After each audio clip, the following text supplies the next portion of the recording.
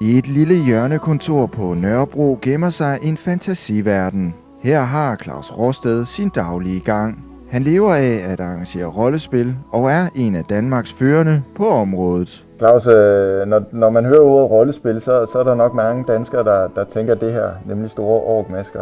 Jamen, langt det meste rollespil, det er med orker, elver og monstermasker i skoven.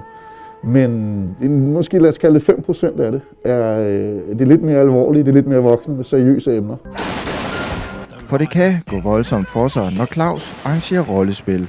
Jeg tror, noget af det mest grænseoverskridende, jeg har været med til, har været ting, der enten har involveret vold, altså hvor man har bare været op og slås fysisk, eller har involveret intimitet. The stage is set for a dramatic game of make-believe. Den engelske programserie Forbudte Fornøjelser på kanalen TLC har fulgt Claus Råsted til et af de mere seriøse og alvorlige rollespil.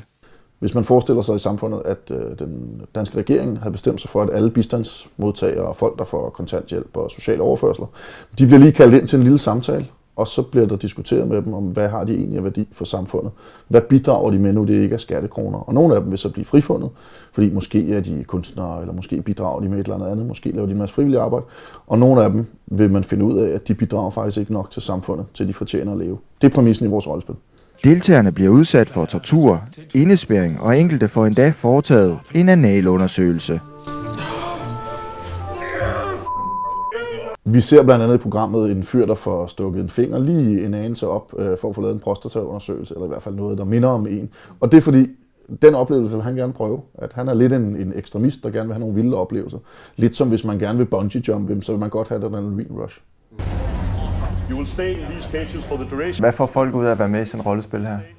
Det man får ud af at deltage i sådan et rollespil her, det er, at man får lov til at opleve historien indenfra. Man får lov til at kigge lidt på nogle mørke sider.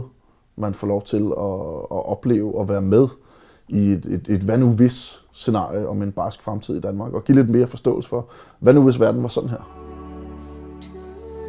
Det anslås, at antallet af rollespillere er 20-doblet på 5 år, og i dag har 100.000 danskere deltaget i et rollespil.